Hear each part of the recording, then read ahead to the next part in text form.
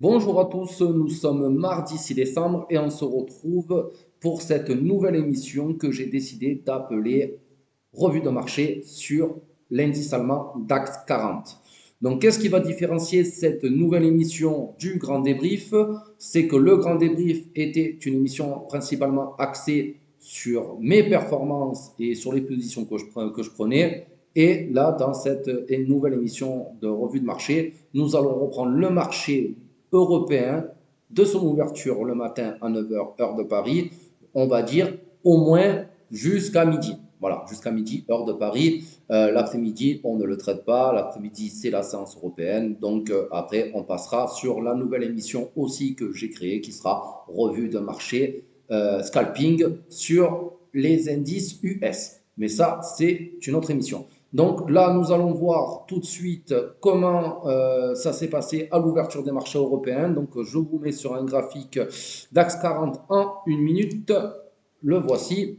Donc qu'est-ce qui s'est passé déjà en pré-ouverture? Quelques minutes avant l'ouverture, nous étions sur, on va dire, une latéralisation de marché. Donc une espèce de range. Voilà, un tout petit range.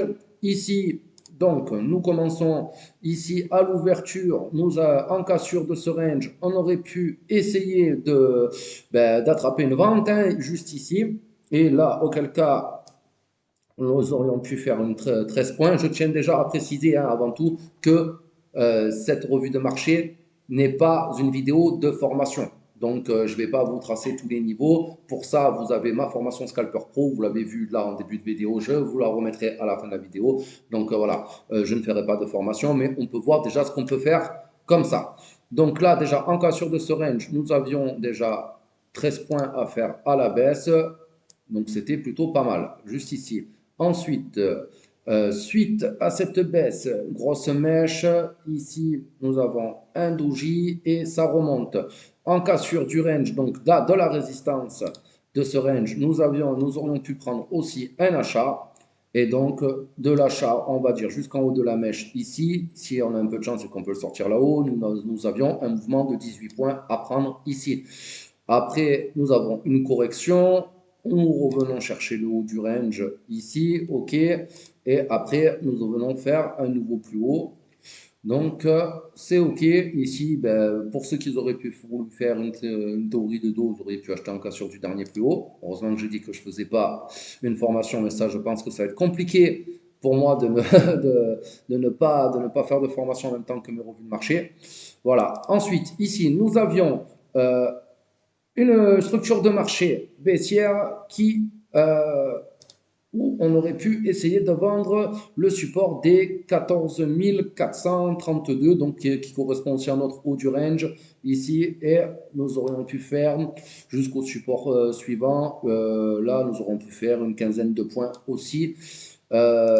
C'était tout à fait possible.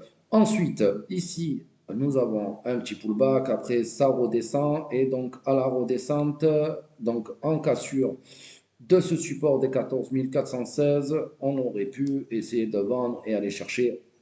Là, il y avait quand même un bon mouvement baissier, quand même 3-4 grosses bougies baissières pour aller chercher une quarantaine de points à la baisse sur un support des 14 371. Donc c'était plutôt pas mal. Donc ensuite, qu'est-ce que nous avons ici? Ici, nous aurions pu acheter la cassure de la résistance des 14 490 pour aller chercher au bas mot la résistance des 14 400, c'était pas mal. Donc là, il y avait une dizaine de points à faire.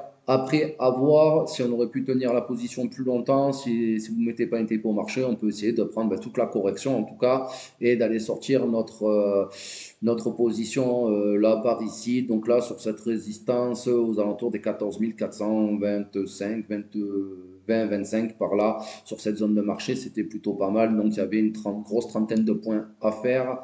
C'était plutôt pas mal. Ici, qu'est-ce que nous avons? Nous avons ici, bon, après là, ce gros mouvement d'ouverture, on va dire qu'on est quand même encore dans une latéralisation de marché où il n'y a pas grand chose à faire, à part ici, là, sur ce mouvement baissier, en cassure du support des 14 443 aurait été pas mal. C'était pas mal pour aller chercher bah ouais, bah notre support à 14 420 qu'on avait tout à l'heure, hein, celui-là qu'on avait ici par ici. Donc c'était plutôt pas mal du tout. Auquel cas, ici, on aurait pu faire combien de points? Une vingtaine de points, donc c'était plutôt pas mal. Bon, moi, de toute façon, je n'y étais pas du tout là à l'ouverture des marchés européens, pardon, donc je n'ai pas vu du tout tout ça. Je suis arrivé vraiment, comme on dit, après la guerre. Voilà. Ici, qu'est-ce que nous avions à faire? Moi, je suis arrivé ici, donc quand je suis arrivé, nous étions par là sur, ben là, sur vraiment, sur cette zone d'hésitation où on voit qu'il y a beaucoup de chandeliers d'hésitation. On ne savait pas trop quoi faire. Moi, j'avais un plan, donc le plan était ben, de rentrer en cassure du support des 14 420. Mais personnellement, je n'avais pas envie de le faire. Je ne sais pas pourquoi, si je ne l'ai pas forcément senti. Donc j'ai décidé de le laisser partir sans moi, ce qui est bien dommage parce qu'on voit bien qu'il est parti, il est bien parti sans moi. Mais ici, de toute façon, nous avions ici quand même un niveau de marché très important sur les 400.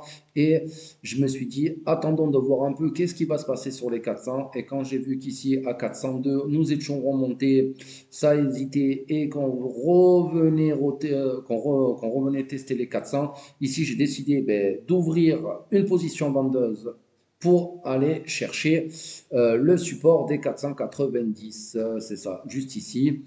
Donc, c'était plutôt pas mal. Alors là, qu'est-ce qui s'est passé? Ben, si je vends juste derrière, bon, juste derrière, ça me donne un peu raison. On va toucher les 400. Bon, sur le rebond sur les 400, j'avais pas vraiment confiance quand même, parce que le 400, c'est vraiment un support très important.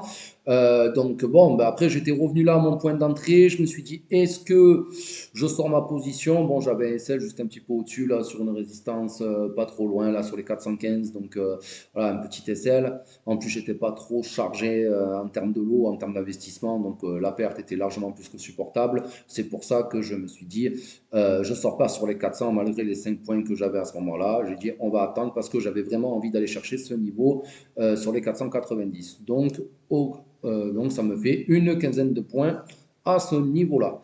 Ce qui est pas mal, mais c'est bien dommage parce que regardez juste derrière ce qui se passe, eh bien, on vient casser notre zone de support et on est allé chercher plus bas. Donc, bon, ben, c'est comme ça, mais après j'ai décidé de ne pas rentrer. Moi, le matin, je traite très peu sur les indices européens, donc ben, pour moi, c'était vraiment pas mal et c'était suffisant à ce niveau-là. Voilà, donc qu'est-ce qu'il y a juste ensuite? Ensuite, ici, nous aurions pu éventuellement acheter en retournement de rallye baissier la résistance des 14 385 était un bon niveau de marché euh, à acheter et nous aurions pu aller chercher, bah, on va dire, les 14 400, hein, encore une fois. Hein, on a navigué tout autour de ce niveau-là, très important, ce qui est logique. Et, éventuellement, on aurait pu aller chercher un niveau bien plus haut aussi, beaucoup plus haut sur les 14 420, 25 ici. Bon, ben, on le voit ici avec cette zone d'hésitation, on aurait pu s'en servir pour aller chercher cette zone pour aller chercher un TP, éventuellement. Voilà. Et ensuite, bon, là, on va se retrouver entre midi et deux. Il n'y a plus grand chose à faire. Donc, voilà. Ce sera tout pour cette première émission. Donc, n'hésitez pas ben, dans les commentaires à me dire ben, si cette nouvelle émission vous plaît, à vous dire qu'est-ce qui vous plaît et qu'est-ce qui ne vous plaît pas. Je vais essayer de l'améliorer au fur et à mesure. Hein. C'est la première fois que je fais ça et que je débriefe carrément des séances entières. Même que l'habitude, je débriefe que mes trades, c'est plus simple. Donc, voir si ça vous plaît. Et puis, n'hésitez pas voilà, à liker, partager la vidéo. Que je le répète, hein, ces vidéos YouTube ne sont pas faites pour faire de la formation. Si vous voulez faire de la formation et apprendre à tracer les niveaux correctement et à trader tout simplement comme moi je trade, n'hésitez pas, je vous remets juste là ben, la page de mon site internet et vous voyez ici, c'est ma formation Scalper Pro by Junior Invest. Vous voyez ici, j'explique tout ce qu'il y a, qu'est-ce que le price action et vous avez tout le contenu de la formation. Donc n'hésitez pas à aller y jeter un coup d'œil. et vous verrez si c'est une formation qui pourrait éventuellement vous convenir. Voilà les amis, sur ce, je vous souhaite une bonne fin de journée, une bonne soirée et je vous dis à très bientôt pour une nouvelle émission. Allez, bye.